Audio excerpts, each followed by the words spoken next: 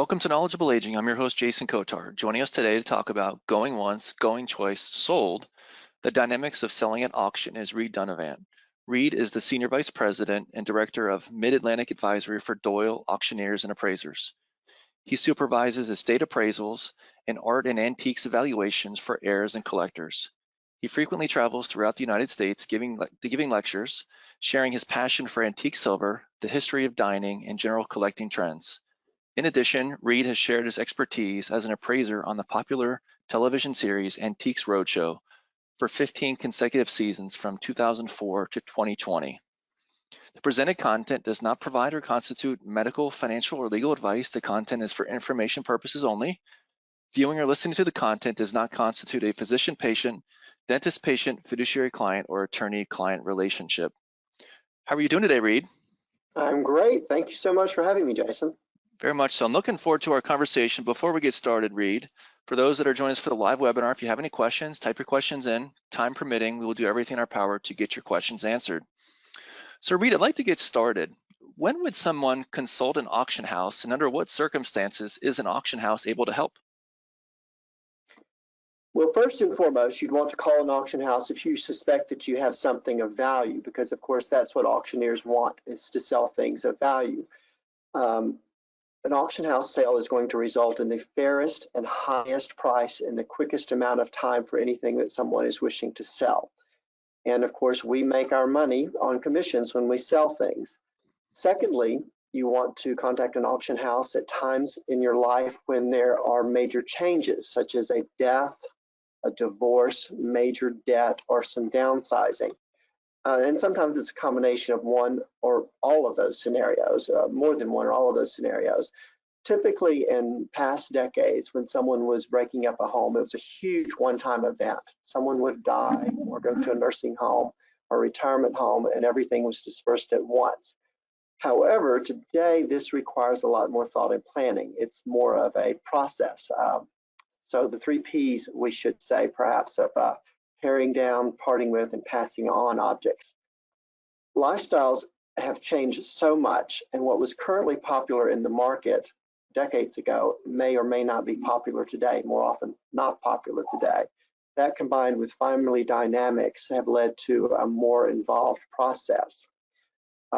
Paring down, passing on, and parting with things can be very emotional, and it's not that simple any longer. People are living a lot longer. They're often healthy when it comes time to downsize. There's not been a death. They're just moving on to a different, more fun place, frequently retiring to more vibrant locations. Also, families have become much more complex and intertwined. They're conjoined families from different backgrounds, and they have very different lifestyles. Each side of the family might, as well as the children, are living in different places and have very different lifestyles. When you might think, as far as your timeline, would you consider contacting an auction house about this paring down process? Or the answer is always as soon as possible. Mm-hmm. And why, you might ask? Because auction houses don't charge any initial consulting fees. We give a lot of free advice up front, so there's no reason to wait to call us. We only collect our fees when something is sold, so it's in our best interest to be very honest and upfront with you. We want to get the most for something that you sell, because we earn only our money on the commission basis. Many people think that you need an appraisal before you sell anything, and that's not completely untrue, but we frequently get calls from people asking for an appraisal, but what they really want is an evaluation, because an appraisal is a very lengthy and time-consuming process. It's also quite expensive to have a professional document prepared, but a consultation fee is often free, and it generally is with most auction houses. You might ultimately need a fair market appraisal for estate tax filing, but you don't necessarily need to pay for an appraisal or wait for an appraisal when you're beginning to downsize or thinking about selling things. And as far as insurance appraisals goes, those are a very different thing altogether. They have zero bearing on what something might sell for in the auction place, because people selling are generally private individuals rather than retail businesses, and prices on insurance appraisals are more at the retail level and are highly inflated compared to the fair market value. As auctioneers, our main goal is to isolate and sell items of value and give the seller a very accurate idea of what something might sell for at auction. However, we can also give advice on the things that we don't sell, such as recommendations on where to donate things or recommendations on where to sell things that we don't sell. We can also give you advice on shippers and movers and packing people. We know what it costs to move things, so we can tell you an approximate estimate before you even have to talk to movers about what something might sell for. We can also give you guidance on the cost of selling things, because it isn't free to sell things. You must pay commission, sometimes storage, photography, and other fees. We can tell you what the best market might be for your things, whether it's a local market or more of an international market. We can tell you what types of sales your things might sell best in, whether it's a general sale of fixed goods or specialized sales, such as a sale of just jewelry or sale of just paintings. We can offer you a lot of practical advice too that's free, such as never take your jewelry to a care facility with you. That's pretty basic, but you'd be surprised how many people don't understand that.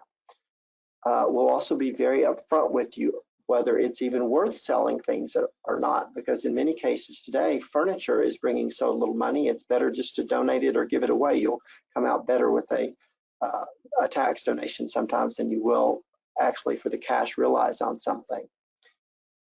So it's determined that you have something of value that you wish to sell, whether it's a single object or a collection of things. And the next question is, where do I start?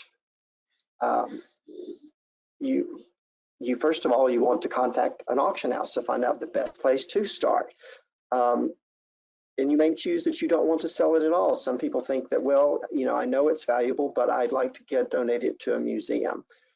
In today's world, however, that's very unlikely, because museums just don't take things anymore. They have a lot of stuff that they're responsible for already. It takes a lot of money and a lot of time to care for these things and to insure them.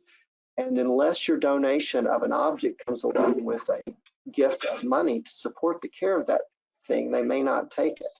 And in fact, they rarely do take it. Even thrift stores have gotten very picky about what they'll take. A lot of antiques that thrift stores were once happy to have, they refuse them if they have the least bit of damage or need the least bit of repair, especially if, say, for instance, the upholstery is soiled. What kind of auctions are there, Reed? Well, there are auctions of incredible things that are single categories, such as jewelry, which is what this tiara was sold, and that was in a specialized sale of estate jewelry. And those sales are very good because they are very specific to a category. They might have 300 or 400 pieces of very fine jewelry in them as a single sale. And those pieces of jewelry might not necessarily belong to the same people. In fact, they rarely do belong to the same person. They belong to a variety of different consigners. We also have categories, specialty categories for contemporary paintings, old master paintings, European 18th and 17th and 18th century furniture, banknotes and coins, stamps, you sort of name it, any kind of specialty category that you have, there might be a sale for. But additionally, you have general eclectic categories, which would include more modest value items that would be good quality furniture that might not be necessarily antique, but it could have a mixture of other things, such as a few bits of silver, a few bits of jewelry, a few paintings and other things. And those are sometimes very interesting, but those are more amalgamated sales than the single collection sales. As far as the kinds of auctions that we have in a way of selling property, we used to have almost exclusively live auctions when I first started in this business decades ago. But then you entered into the component telephone bidding some years later, and people could would have registered to bid or telephone bid, and the auction house would call you when that lot came up. You'd have to sit at home and wait by your phone, and they would call and say, lot so-and-so is up. We're getting ready to bid, and let you bid on the phone. And then people also would leave left bids with the auctioneer, which the auctioneer would execute on their behalf up to the maximum limit of the bid.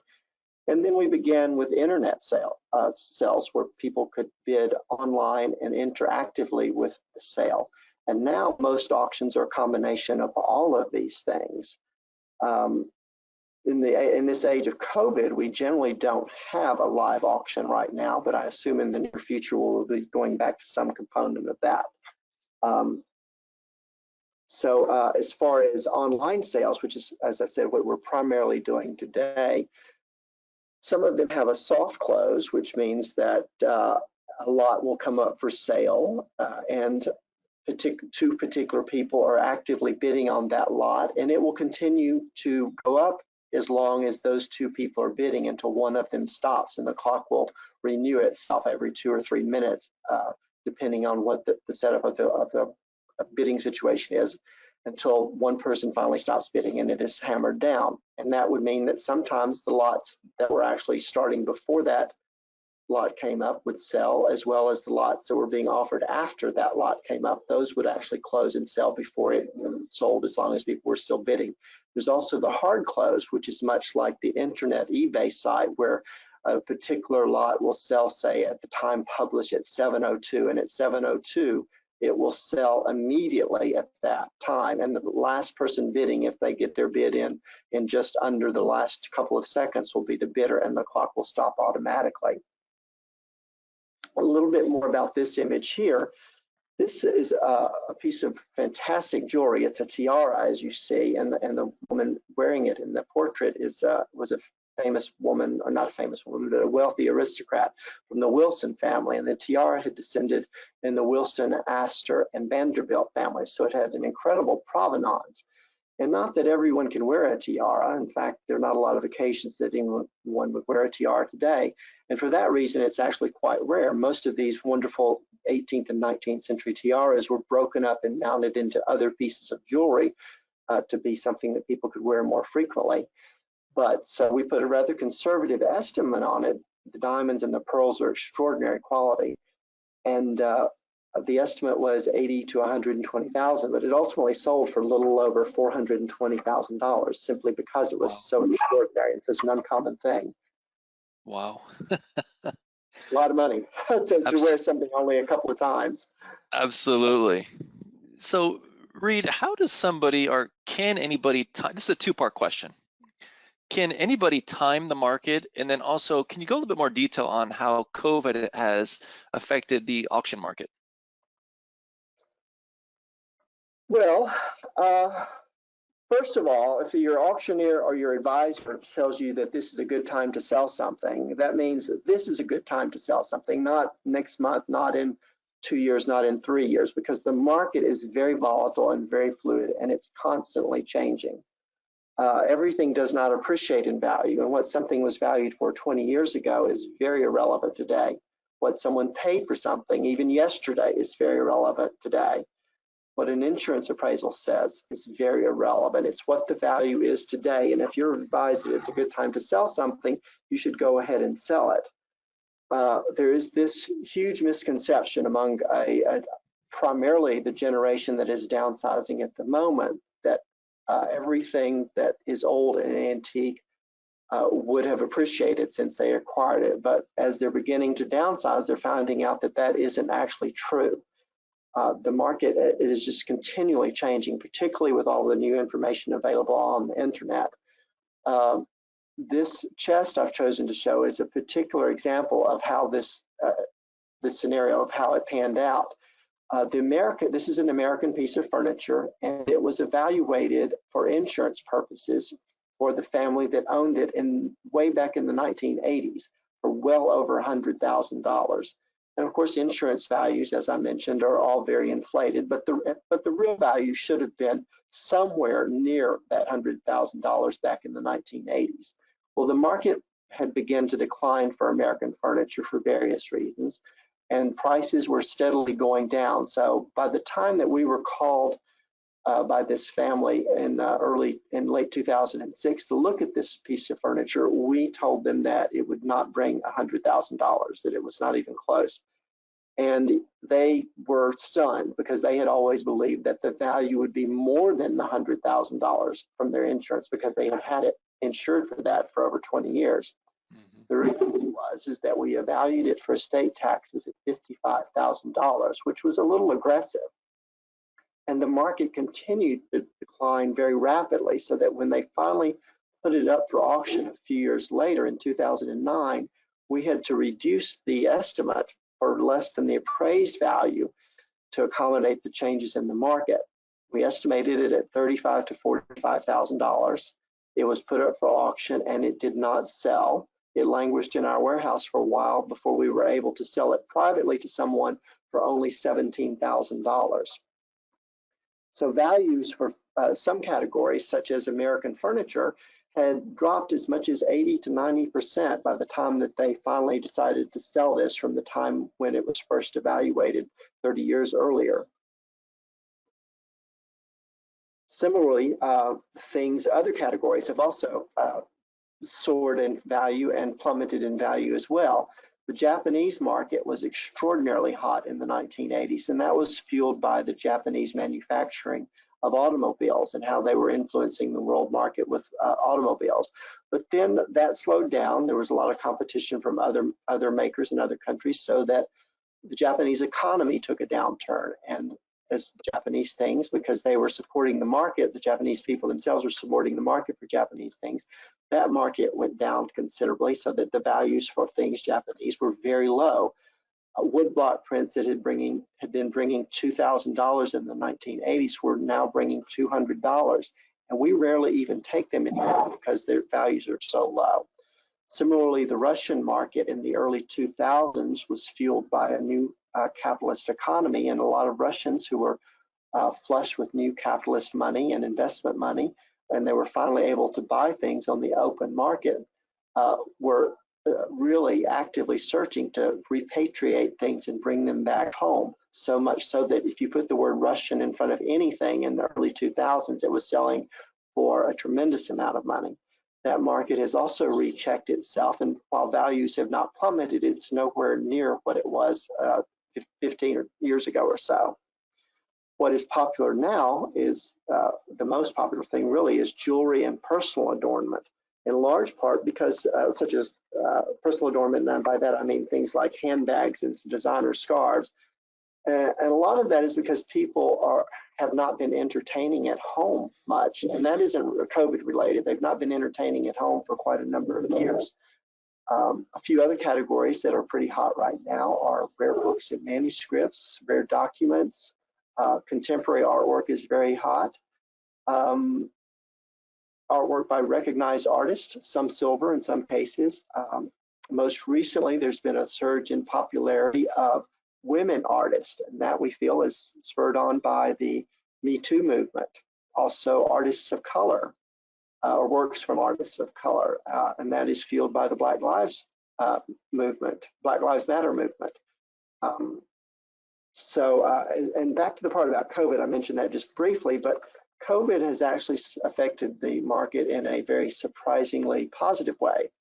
People are at home, they're not spending money on travel, they're not spending a lot of money on dining out or entertainment out, so they are looking for other ways to entertain themselves. So they're going online, and in addition to shopping online, they have discovered the auction business, and a lot of people were not familiar with auctions before this, so we're finding a lot of new buyers coming to the marketplace that have never bought at auction before. Another thing that's happened that's been affected, has affected auctions from COVID is that our expenses have gone down tremendously. We don't have live exhibitions anymore. The live component of an auction isn't there anymore, so we don't have staffing issues for either one of those.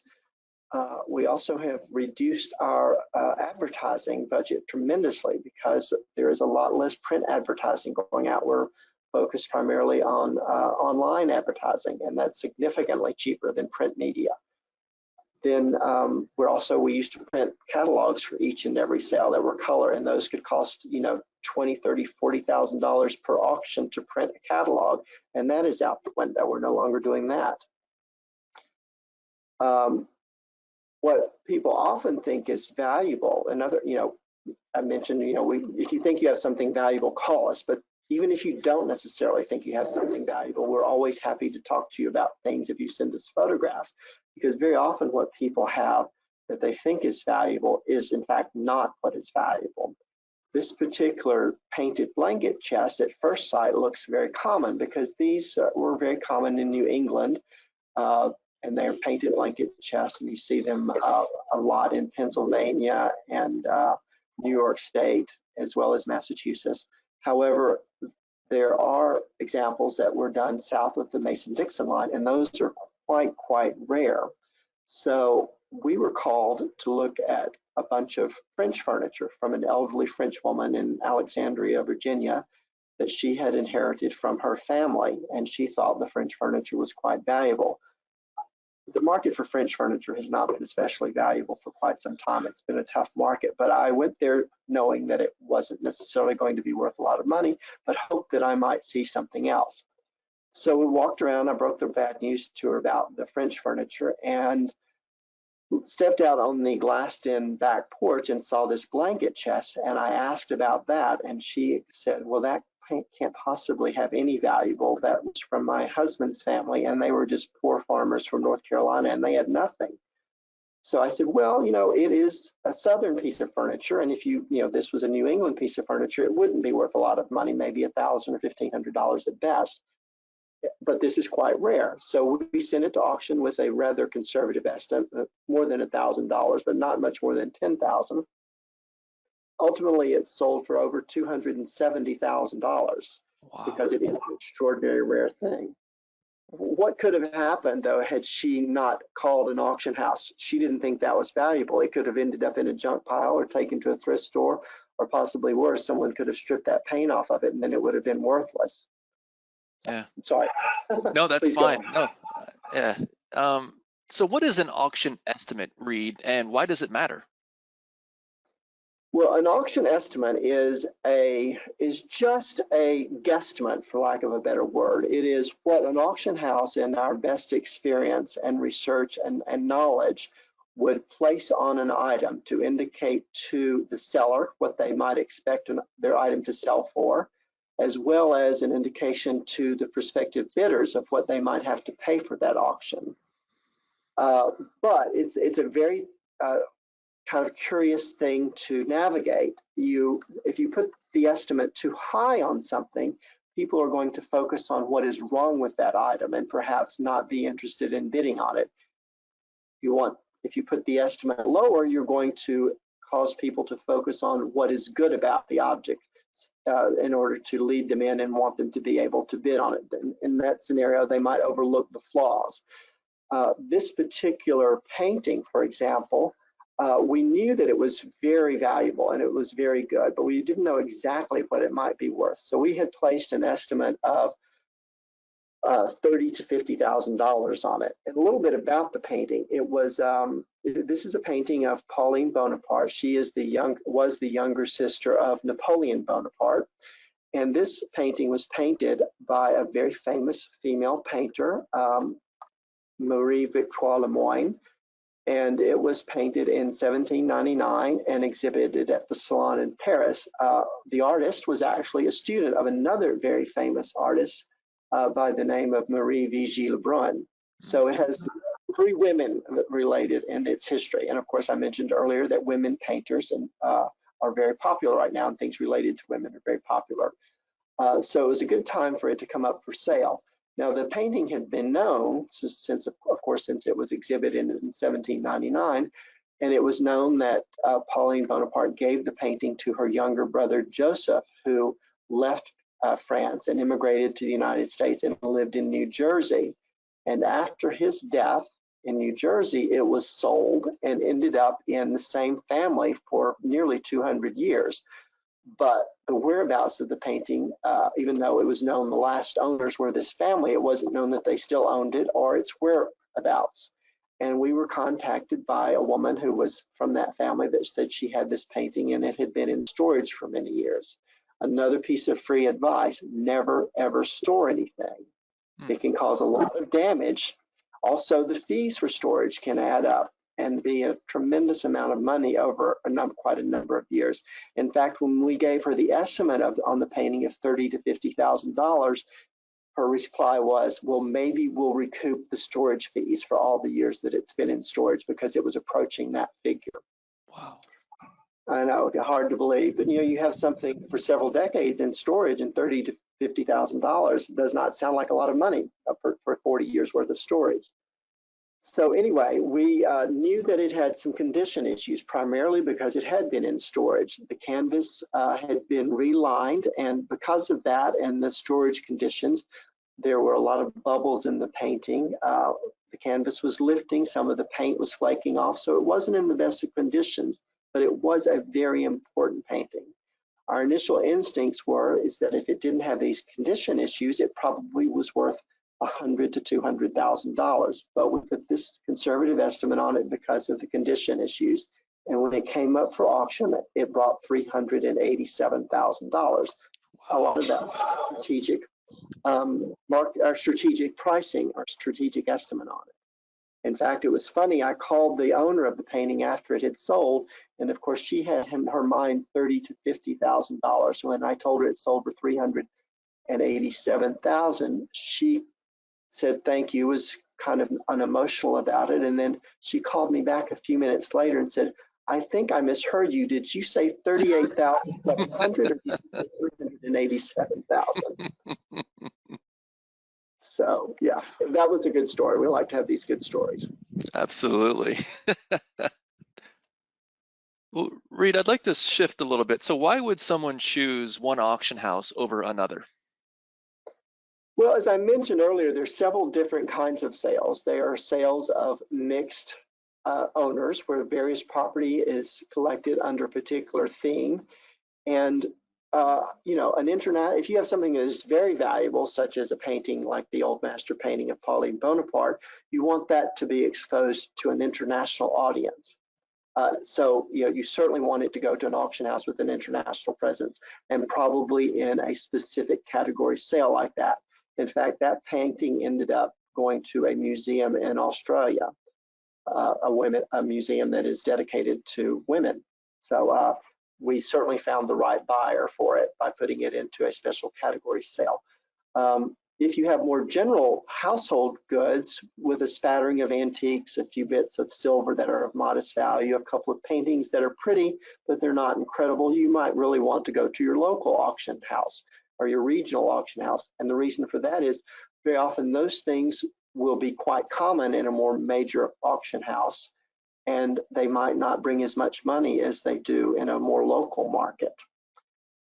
If you're fortunate enough to have inherited a collection of things that were put together or owned by a famous person, that should most certainly go to an auction house with an international presence, because the collection as a whole is more interesting and more valuable than the individual parts of the collection.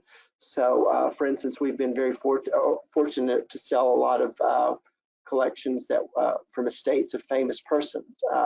Without saying, I don't want to drop too many names, but a lot of celebrities, as well as famous people in the arts and music. We have additionally sold collections that were put together by interior designers that are household names or names that people in the design business are quite familiar with.